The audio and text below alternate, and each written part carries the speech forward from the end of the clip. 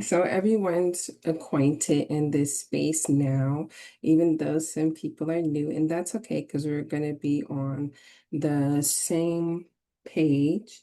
Okay, we're going to mesh everybody on the same page. So some people have been through um, the prior rotation of let down your cells on the app. And then we have some people who are coming into the conversation in the middle. So we're going to try to fuse those two things together. Okay. Today we're talking about energy, where our motivation comes from, our desires, and things of that sort.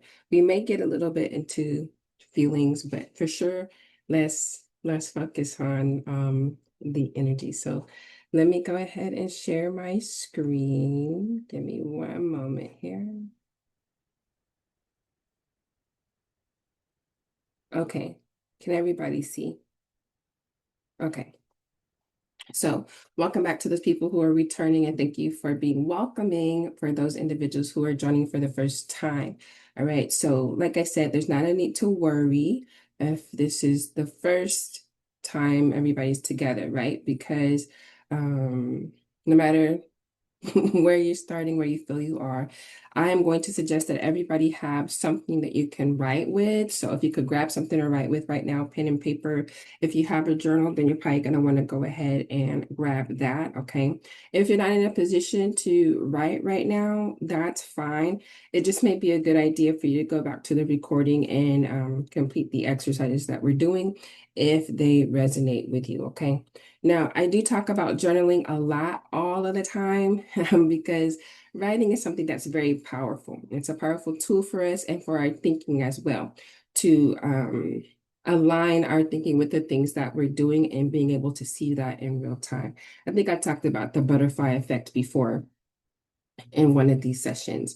Um, it's also a good way to help us to commit to what we're doing, right? Sometimes, like I said, it's that 1 degree that can take us here or there, and then we may have to do some course correction. And when we have that commitment written down, when we have that direction written down, it's also a way for us to do that, also a way for us to reflect. Okay, so it really allows us to move beyond our conscious processing, what we're doing on the surface, excuse me, what we're doing on the surface and engage with our thoughts subconsciously. Okay. And that's going to be very critical. That engagement is critical for helping us to rewrite our narrative and affect our physical world from the inner to the outer. Let me start my timer. I've been forgetting that lately. All right. So motivation, energy, and desire. We're going to talk about a little bit about negativity bias, a little bit about positive focus, and hopefully get to an anchoring exercise today. All right, we explored the whole. We explored, which was about self-worth because there's two different groups in here. So there's different parts of the self-worth, but talking about the same thing, okay? So with the whole, we talked about self-worth. With the compass, we talked about core values and establishing those core values, right? Being able to figure out what's our why. And to do that, we need our core values. That's what's going to keep that motivation, like a steady commitment, a steady pace, a steady action that's happening, whether we're okay with what's going on in life or not okay with what's going on in life. And today we're focusing on what gets you moving through life, which is going to be your cells. Okay. That is what catches the wind, gets you going. It's what you let down to take a pause, right? So cells are powered by the wind. And by wind, we may think of invisible energy, right? And that invisible energy is catching those cells, catching you and carrying you forward. So in the same way, your motivation, your desires, your inner vision, that's the wind. Those are the winds of your personal growth and direction. So this session is about learning how to harness that energy intentionally and doing it joyfully because emotions are a big deal when we are engaged in life experience. How we feel about what's going on right now, how we frame situations are 100% important, right? So we could be saying one thing on the surface level, but if we don't really feel that in our subconscious, in our inner knowing, then it's not something that we can ever bring up onto the surface. Whatever we're feeling in our inner knowing, those deeper things, that is what will always show up on the surface, okay? No matter what we're saying or what we're doing. That's when we're faking it till we make it, all right? And sometimes that works. Sometimes we have to, I hate to say go to the next level, but sometimes we have to go to the next level, okay? So there's some research out there that shows that people are more sensitive to the negative side of life, right? So something happens to you, somebody cuts you in the line at the store, somebody takes your parking space, somebody does you some type of gross wrong. Those things we're going to remember, okay? And we're going to remember those things with clarity, meaning we know all the details. We might even know what time of day it was. We might remember what we were wearing, okay? And it doesn't matter how much time passes, we're going to remember that experience. That's why they say that word of mouth is the best advertisement, because if someone had a really bad experience, they're definitely going to pass that along, and it's going to stick with them because they actually know someone who had that experience, okay? And when someone had a good experience, if you have a good relationship with that individual, then you trust that if they had a good experience, you're going to have a good experience as well, okay? It's how our brains are wired. So we have a harder time letting go of those negative things too, right? So we can have good experiences at the store, but the one time that we have bad customer service, research has shown that's going to stick out way more than all the times we've been there. And when we compare the service that we've had, we'll focus more on talking about the bad service that we received, right? Even if we know that we've received good service, it's like, I've always received good service there, but this person, and when we give more details and we go into our storytelling, we're going to choose that negative experience to expound on, okay? So we have a harder time letting that go. So when something happens to us in our childhood, in our relationships, when we are hurt by other individuals, that's something that's going to stick with us. If people give us criticism, that's going to stick with us, okay? And we're more likely to dwell on that for longer than if we've been given a compliment, if we've been cheered on, if things that we're doing well have been put to the forefront. It's why I've talked about it before, I'm sure, because it's one of my favorite things, that feedback on the bun, right? So whatever you need to improve on is in the middle of two statements, okay? So it takes what could be perceived as negative, right? That part that we can hold on, because we also hold on to the last thing that people say. That's how players do what they do. But I'm not going to go into that. We tend to hold on to the last thing that people say as well. So that's why I like feedback in a bun. It tells you, what you're doing well, what you can work on, and then the things that you should continue doing, right? The talents that you already brought to the situation. So this tendency of focusing on the criticism, it's just our brains are wired to be more sensitive, and that's called the negativity bias. Okay, it has a name. And it's normal for us to get stuck in that negativity loop, in that negative loop of thinking, okay, and engagement, especially when things are stressful. We start to reflect on, when has this happened before? What were the outcomes before, right? It's very difficult for us to separate each situation that makes us feel unpleasant, okay? Now, our tendency to overfocus on the negative side, it leads us to feel more negative as well. A lot of people don't really understand that. So energy flows where the focus is, right? So wherever our focus is, energy is building up there. And so it's creating more. Think of it like a bubble growing, growing, growing. Okay. So that's what's happening when we're stuck into that negativity loop. And so it's creating more negative things. We have our levels of anxiety that may increase, our feelings of sadness that may increase, our expression of anger. Okay, may last longer.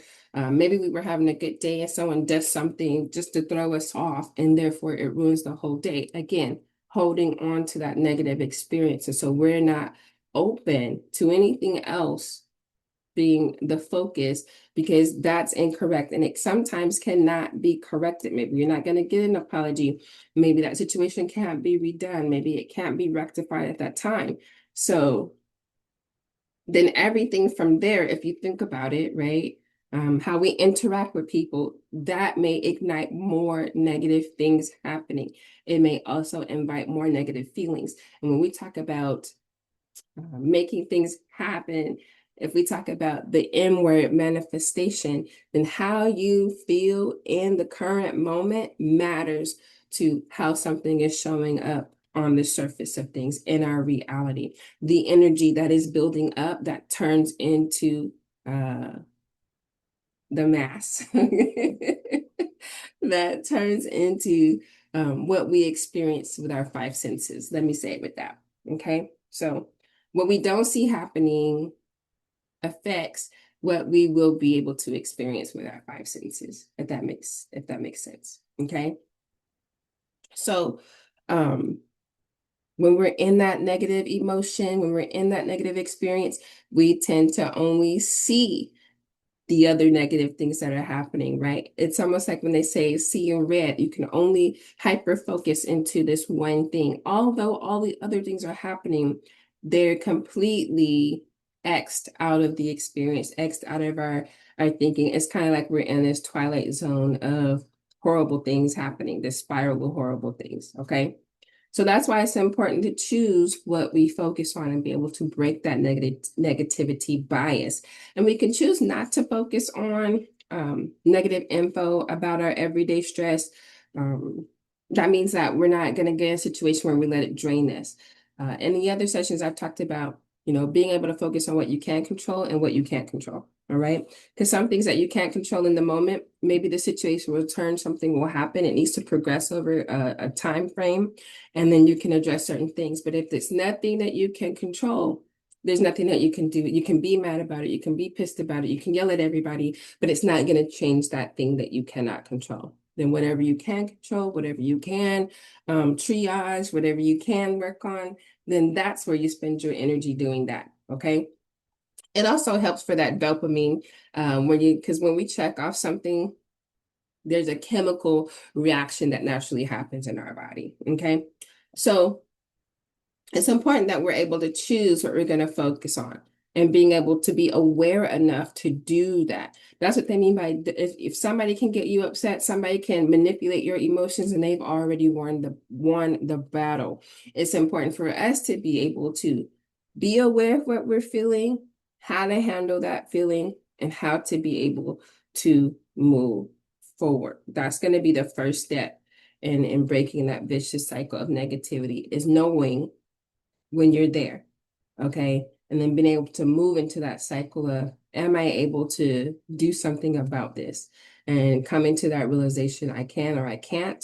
And then if I can, what can be done? And then doing that action, okay? And sometimes the things that we do don't make the situation better. Sometimes it can feel like it's making the situation like a little bit more intense than we hoped for, right? But sometimes that's when we just need that time and you need to take that break. All right. The important thing to remember is that focusing on negative things only creates more negativity. All right. So our agency to choose our agency is something that is very important. Our autonomy is something that is very important. So our agency to choose where we focus our attention, that can be part of using an anchor. That can be one of the tools that we use to break that negativity bias. And we'll talk about that a little bit later, okay? But we have to be able, again, to be aware of it. And anchoring is a useful technique to draw our attention away from negative things, whether it be for the moment, whether it be so that we can get some time to like breathe, come to a space of clarity, and then weigh what we have going on, the information that we receive, because sometimes it's just the information overload. And there's nothing wrong with that. It's something that happens, okay? And anchoring, I'm hoping that we can do a demonstration today, is a tool that you could use as well. If you're in the group, I'm pretty sure it's in there already, if you're in the Facebook group. So the cells, how are we able to move forward, okay? With our metaphor, that the cells are representing the forces that drive us, right? So we have our desire to do something. We have our vision of how we see things happening, that end, what we think is the end result, okay? At least for that block of time. We have our passion about something, and then we have our motivation. And sometimes I think we talked about motivation fleeting in the last meeting. So fire, passion, something that's deep within, something that's a deep knowing for us if we have that, okay? We have our creativity, even how we see giving service to people and helping people, we can be creative in those ways as well. We have our hopes for the future. Now, imagine being the captain, right? And there's constantly these signs of bad weather. Maybe there's heavy clouds, maybe the wind has picked up, maybe you hear some thundering, maybe you've seen some lightning, but there's not a storm, right? But what you're focused on is the storm. This is a bad storm, okay? Rather than focus on what you can do right now in this weather, we just know there's going to be a storm. Why? Because all the signs are there, right? And so when we're always on the lookout for that storm, we're going to read emotions like fear, right? All the signs are there. The rain has not dropped yet, right? So we know that maybe we know what to do, what we think we can do. We're running all these scenarios through our mind, right? But it's energy that's being taken away, focus that's being taken away from steering our vessel right now. Okay. Sometimes all we need is the knowing that I know what to do if these things happen, right? So I'm going to wait until they present themselves, all right, before I kick into action. Right now, I can't kick into that action because it's not happening, all right? Sometimes it's as simple as that. And fear is not something that's a bad thing, okay? Fear is something that causes us to pause and to think. Fear is something that puts us into a mode of thinking to maintain our safety. So it's not that fear is bad. It's just that when we're acting out of fear, we can be using our focus and our energy in a way that's not beneficial to us, okay? So that's why self-awareness is quite important. Now,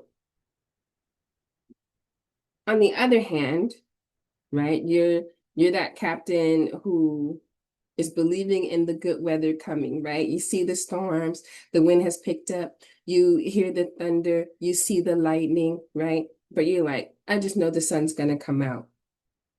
In the same way, that can be damaging too, right? The storm comes and then there's no appropriate action, even though you have the tools and the skills to address the situation, right? So in both ways, again, self-awareness is what's needed to address the situation that is at hand instead of jumping the gun to address something that hasn't happened yet, or just completely pulling the wool over your eyes and ignoring what's actually happened. Okay, both things can be bad for us. So it's about being able to jolt ourselves into the appropriate action. And the more we practice that, the more second nature it becomes. Okay. So, and then you learn that when you're taking in the fresh breeze, when something is refreshing, right? When the water is sparkling and it's a great day, you can enjoy that instead of wondering, well, when is the storm going to come? When is this, you know what I mean? You can take that time to enjoy that, right? And give more energy towards feelings of joy as we move about our journey. So for both of those captains, the goal, the desire, and the destination, those things have not changed, regardless of whatever the weather is going on, whether it's good weather or bad weather. Those things haven't changed. Passion has not changed. Vision has not changed. Desire has not changed. Okay. Maybe what motivates us changes, but we're still wanting to be motivated and we want to stay motivated to go towards our vision, right? So a lot of people can get caught up in comparisons. All right. Well, why are things going so bad for me, but they're going good for them? You know, why is everything happening before me? Right. But we don't have all the inside information. Comparisons can be one of our biggest obstacles on our life journey because it distracts us from the real focus. It distracts us from utilizing the skills that we have for the situations that we are approaching. We don't know what skills that other person has, okay? So it's just like having a pair of binoculars, okay? We get to choose where we're zooming in and what we take in. People running a race. That's what I tell you. Don't look at if it's a relay race. You don't need to be focused on the person and how close that. You need to be focused on activating your skill. Okay, you're the anchor for a reason. You're the you're the lead person for a reason. You need to be focused on passing the baton, getting to the next thing and doing it efficiently. Okay. So just in the same way, this is what we're doing with ourselves. We're getting a regimen, a training for ourselves, okay, until those things become second nature. All right. Comparisons, I like people to remember that it's only about what you're seeing with their five senses. You don't know what's going on in that person's heart. You don't know what's going on in that person's mind. You don't know what kind of resources or supports they have. You don't know what lessons they've been through before and learned from. You don't know what tools they're working with. So it's like apples and oranges. It's just not the same thing. Yes, both are fruit, right? But it's not the same thing going on. It doesn't take the same thing for them to grow. Their seeds don't look the same, all right? So comparisons need to be the first thing that we try to get rid of. I find that to be the biggest downfall of a lot of people that I work with, okay? So we need to be more worried about how we get through our storms, okay? What tools do we have? Are there tools that we think we need to gain? How can we gain those tools? Those are the things that we need to be focused on. What's going on with us internally? What's going on at the root, right? That's causing our leaves to appear withered or not as bright as we would want them to be, not as vibrant, healthy as we would want them to be. Okay. So that has to do a lot with the self-talk. That has to do a lot with the images that we hold in our mind and how we frame situations. And it has a whole bunch to do, again, with emotions. Okay, so sales are going to be different for everyone. And this goes back to that negativity bias. It's like a black hole, right? That sucks you deeper into it. When you think of negativity bias, that's what I want you to think of. You know, first you're on the surface, and then all of a sudden, you're just in this black hole. And it's hard to come out of a black hole, but it can be done. Okay. So some people are going to be moved by creating beauty. Maybe some people are going to be moved by helping others. A lot of people say, when I'm helping other people, it helps take off, the attention from what I'm going through. It gives me a moment to breathe, to take a break. Some people become workaholics, right? Because they throw more energy into their work. But the thing is, when there's an imbalance between your work and working on your personal life, then that's when things seem to be going well. Those are the people that we can look at and be like, oh, they're doing so well at work. They're getting promotions, right? But everything internally is all jumbled up. All right. So it's not about ignoring. It's about knowing how much focus to give, when to take a break, when to move forward, what you can control and what you can't control. Okay. So when we're talking about helping others, creativity, exercise, going out in nature, those have to do with things that you value. Okay. If you like adventures, those are the core values, the things that really keep you afloat, the things that keep you focused on the good things in life, the things that remind you that everything's not bad, okay? Those are the core values that we're working from, and those are going to be different for everybody. I saw somebody say, we did the core value exercise, but if you haven't before, I guess you could Google like 50 core values, and it gives you a list of core values, right? So look at those and look at what's resonating for you.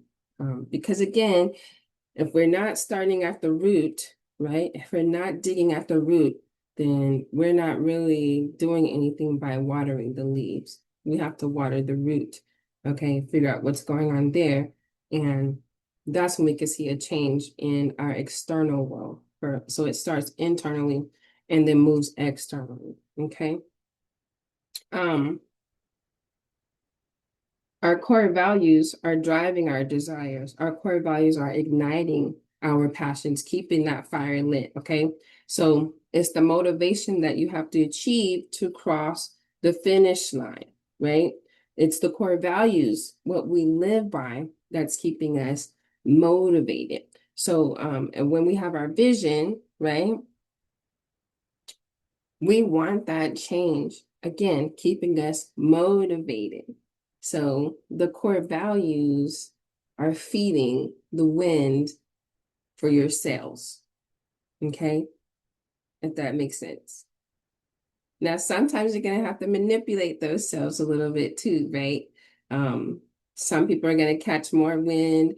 Sometimes we might have to lower those cells a little bit to keep the direction where it needs to go. But at all times, it's important that we remember that we're in control of maneuvering those cells.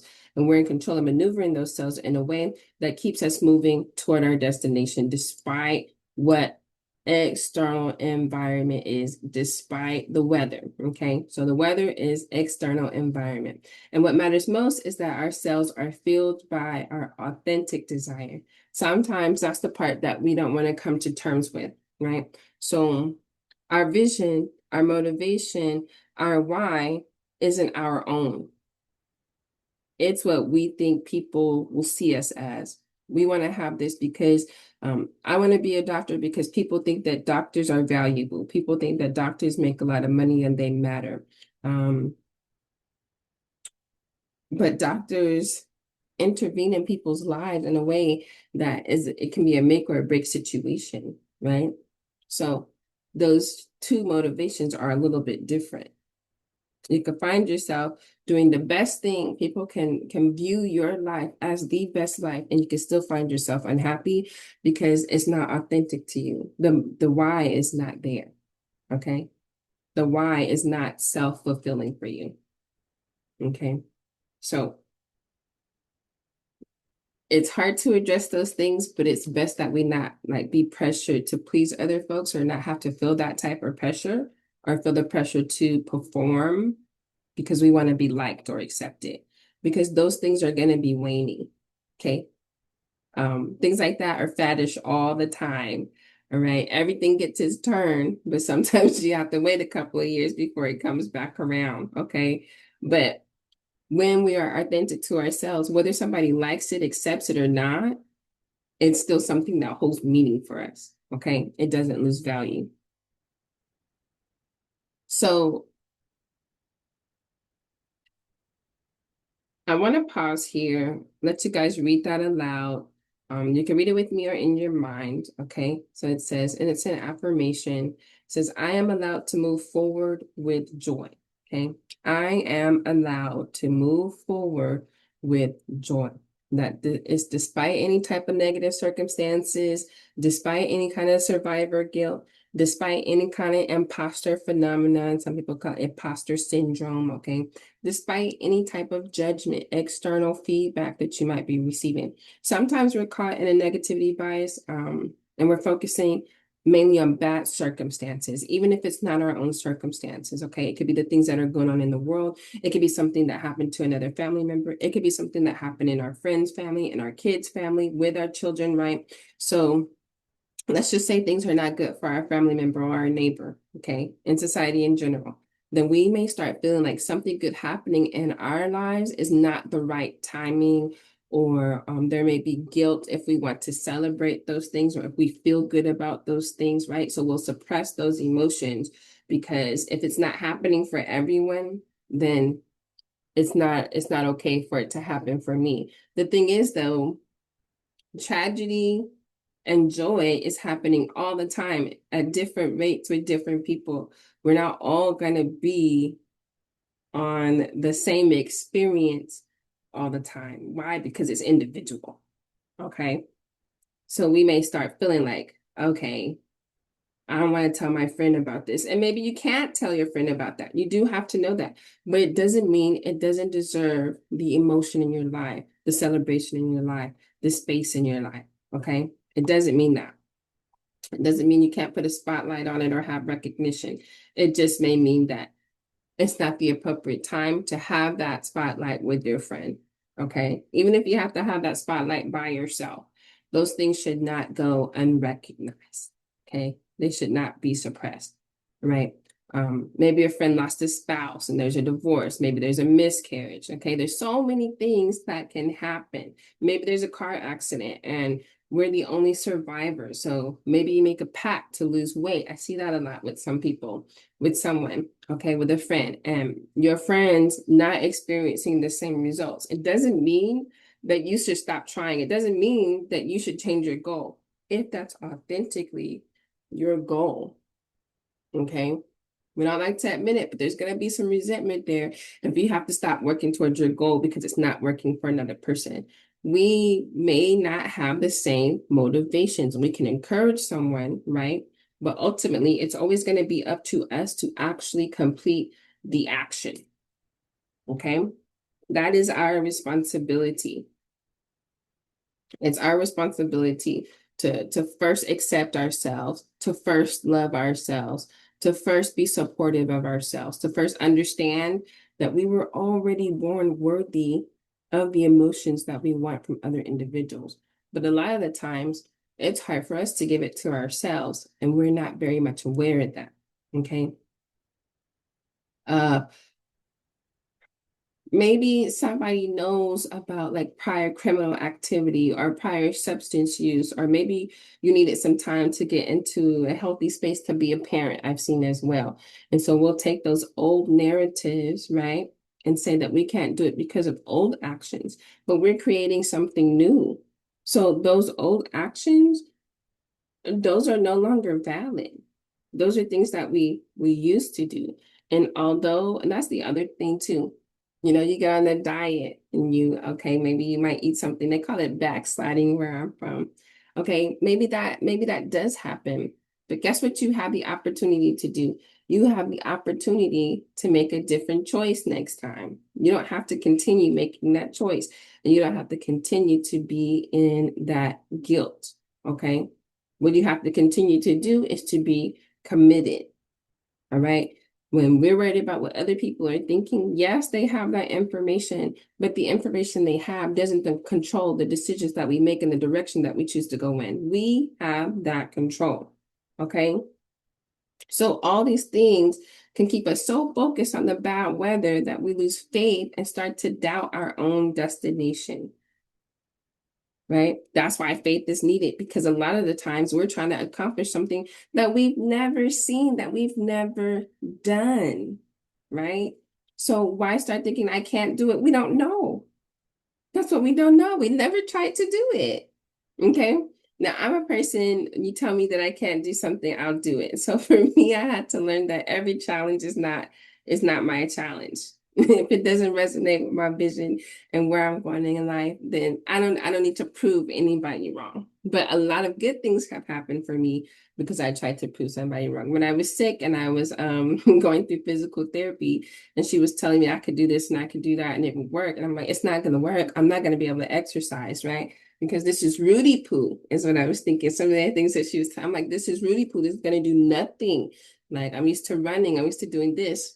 But I ended up being the healthiest that I had ever been doing the exercises that she recommended to me after I had my cervical fusion or whatnot. So, and I was the most active after my cervical fusion. It's kind of funny. The exercises were easier and I was able to be more consistent with them. It was crazy. So we have to prove to ourselves, right? We're thinking we can't do it. We have to prove ourselves wrong. Okay. Does it help when other people are jumping on the bandwagon and putting that extra pressure? No, it doesn't help. But at the end of the day, we're not here to please those people. Okay. That judgment. We're not here to, to face judgment with those people. I'm not saying that they're not going to have commentary, because they will. But you have to remember, that's not my purpose. That's not what I'm here for. Okay. Those are the times we start thinking maybe we don't deserve it. Just because someone else suggested it, we start thinking that. Okay. we start thinking that our past is proof that we can't. It's not proof that we can't. Our past is proof that we didn't. Okay? It's not proof that we can't. All right? It's not proof that we're not good enough. We were already born good enough. That's hard for me to convince people, but we were already born good enough. Okay? Now, can we align back with that? Right? Can we remove what's getting in the way of us thinking that we cannot? Okay? Why should anything good happen? Because it's already promised to you. It can happen just because you're you. Okay? Because there's enough for everybody. Right? Don't get into that thinking of why do I deserve anything good if it's not happening? Okay, for my more talented, more beautiful, more deserving family member, my more deserving friend, or any other person that you see. The same type of human they are, or the same type of human you are. Okay, I'm not gonna get into the aliens not worried. They're not worried about this.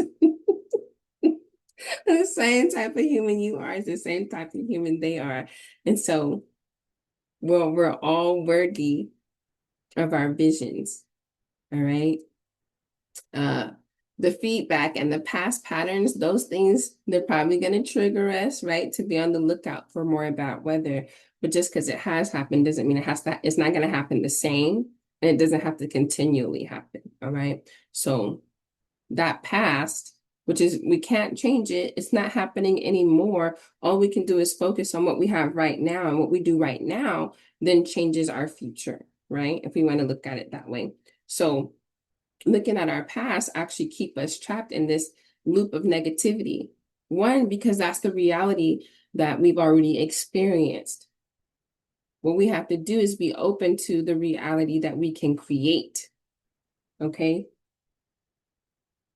Is that making any sense? Okay.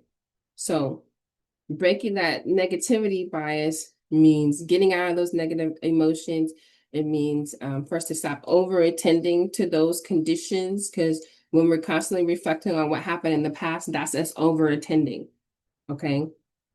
We're giving it more credit than what it deserves. All right. And we need to be using that energy. We need to be using that focus on thoughts towards positive things, and our new actions, our new thought processes, our new movements. Okay. And it doesn't mean that we can't be there for others, but sometimes we have to realize our limitations in that way as well. We're allowed to change. We're allowed to go through things as well, and need like a moment for ourselves. A lot of times we want to fill that role as the martyr, right? So we're giving more of ourselves to other people than we can give to ourselves. And sometimes we can't even attend to ourselves. Well, then how do you give from an empty cup? Like, how do you pour from an empty cup? And that's why self-love, self-care is so important, and knowing what your limitations are and having boundaries. All right. Like they say, a person who's a taker is always going to take. Okay. They don't have the giving lever. They don't have the giving gauge. So you have to be the gauge. All right. You have to be the lever that says, all right, we got to stop right here. Right. Will it always please people? No, it's not always going to please people, but that's just kind of how it has to be. Okay. So we're allowed to change. Let this be your permission slip to stop waiting for conditions to be perfect. Okay. You don't need to earn the right to feel good, inspired. You don't need to earn the right to be hopeful and move in that direction. Okay. Joy is your divine right. And it's a powerful current that you need, but you must give it the opportunity to flow. Okay. And these are just examples of circumstances. Any type of negativity can interrupt the current, the flow, okay, and get in the way. So what fills your cells? Think about like activities, environments, people, beliefs, or habits that make you feel alive, okay? Because just like the negativity loop, focusing on positive events also has a cyclical, this cycle, okay? And knowing what fills your cells helps break that vicious cycle of negativity. Okay, notice I didn't say ignore it. All right. So what drains your cells, those things matter too. You want to be aware of those things. What leaves you flat? What leaves you feeling heavy? What leaves you feeling discouraged? the environments that you are in, does it leave you feeling flat or heavy or discouraged? Okay. Because those are the leaks, right? And ignoring leaks could lead to sinking. Okay. It's just that over focusing on negative circumstances pulls us into that loop of thinking that it can't be addressed. When we think that it can't be addressed, we won't address it. Okay. So we need to interrupt that thought pattern. Um, Paying attention to positive things help you to broaden the perspective a little bit, allows you to like get out of the situation and to be able to reframe it, look at it in a different aspect. Okay. It also helps us address the stress and the tension that we're going through, paying attention to our bodies. Okay. Because our awareness is about that discernment, right? Applying whatever skills we have and doing that intentionally. Okay. So we want to be able to give energy to positive things. And that's also going to give us an opportunity to access our supports and gain some resources to help us get through it, right? Maybe we get knocked off our shit. We got a safety boat. We got a couple paddles, right? We know how to swim. And sometimes that's going to have to happen until we can take control of our vessel again, all right? So this awareness is going to help us navigate our energy with clarity, not with guilt. Okay. And when we're dealing with life stress, the benefits of paying attention to the positive things can help us be a bit more resilient. Okay. It allows that energetic flow to come in. I wanted to talk about prana with you guys. I'm looking at my timer and it's getting crazy right now. I want to talk about prana with you guys, and I think we're going to do some activities right after this. But of course, a lot of my framework is metaphysical and about positive psychology, right? So talking about prana, chi, spiritual wind, divine breath, life force, right? So sometimes you might be like the dead man walking, meaning that we are just a shell of a person, kind of becoming more separated from our vital life force, right? We're existing, but we're not tapped in. We don't have that intuition. We don't have that connection to our true self, our inner self. Okay.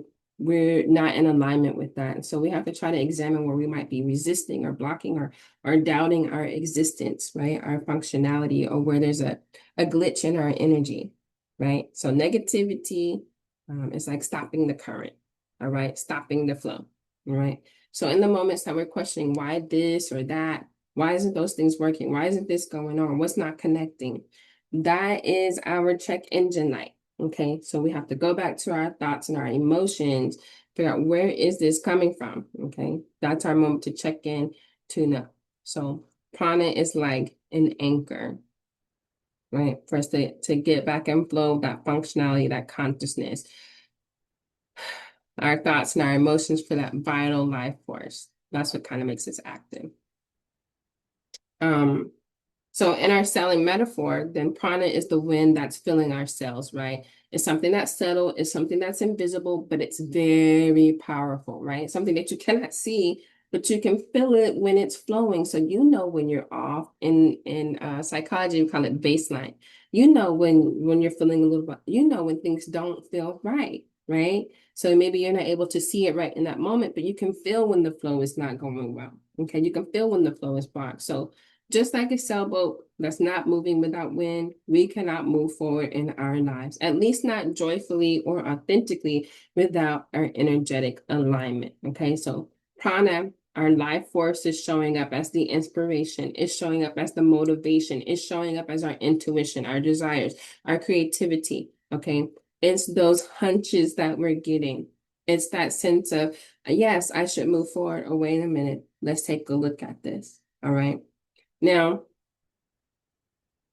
life force is already there for us, right? We breathe without even thinking of it, right? So it already flows through us, right? So we're not out here pushing our boat, our vessels, right? We should be receiving the wind. We got to figure out what's getting in the way of us receiving, what's interrupting the reception, right? What's knocking us out of alignment. Because when we're aligned with our core identity, when we're aligned with our values, the hole in our compass, right? Then life force should be flowing more freely. Ourselves is going to be able to catch it naturally. All right. We don't have to force that motion. It's something that's going to carry us through. All right. And this would take us into a conversation about co-creation, but due to time, I won't go into that. All right. But basically, just aligning our inspiration, our creativity, our desires with that inspiration, with that divine inspiration, with that inner knowing, right? But to do that, it's going to require us to trust ourselves. It's going to require us to surrender to our intuition. And it's going to require some vulnerability, right? For us to be open about those things, to become aware of them, right? So then when we're feeling stuck or drained, it's often because our cells are turned away from our inner knowing. It's out of alignment. And when we're out of alignment, we got dis-ease, right? We got increased stress. And then stress starts to manifest things physically, like anxiety, physical illness, imbalances, right? Mental stress. All of these physical manifestations are signs that we are out of alignment with our flow, with our life force. So we often see the signs as it's a downward spiral, right? But it isn't. It's not failure. It's an invitation for us to pause, to make some adjustments, realign, and then listen to our deeper current, right? Get back in alignment with our inner knowing. And I usually do a short exercise to help people understand what I'm saying. We don't have a lot of time. Maybe I could take a couple of minutes. It's similar when we're grounded into, like when we were grounding into the space last week. If you guys were at that meeting, I don't think you guys were, only two of you were at that meeting last week. But I have folks visualize stress, and then on the exhale for our breathing activity, then you would be visualizing your exhaling breath, pushing your stress farther and farther away. Okay, so that's a grounding exercise that can keep us focused on our breath as well. When you feel yourself in a spiral of negativity or emotionally overwhelmed, a grounding or anchoring technique can help, okay? Because it's anchoring your attention to something emotionally neutral, like your breathing, the rising and falling of the chest, just to interrupt that negativity cycle, to interrupt the energy and the current that's flowing to the negativity, okay? So I think we're going to skip that today because I want to get into some conversation. I want to do the visualization and do a little discussion, okay? So let's do a short visualization. I'm going to have you guys close your eyes. And I want you to picture your boat on open water. Okay, so your boat's on open water. Now I want you to imagine wind gently starting to blow your sails, right? So your sail starts to flutter. You hear some flapping, and now they are full. They've been filled. What kind of energy is filling your sails? Where does this wind want to take you? Are there any colors? Are there any images or words that are coming up for you as you're feeling this forward movement?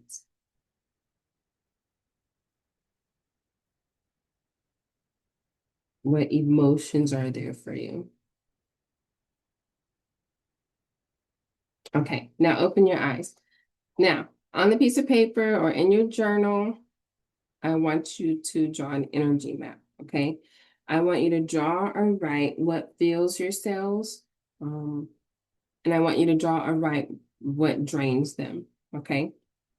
And I want you to highlight where you want more alignment. So you're drawing or writing it in words, however you're feeling. If you have little doodles, they just need to be recognizable to you. So what fills your cells, what drains your cells, right? And where you want more alignment, okay? So we'll take a couple minutes to do that. And I'm going to pair everyone up and we'll come back as a group to have a little bit of a discussion. All right, so let me get some breakout rooms started and we will pause the recording really quick. Let's see here.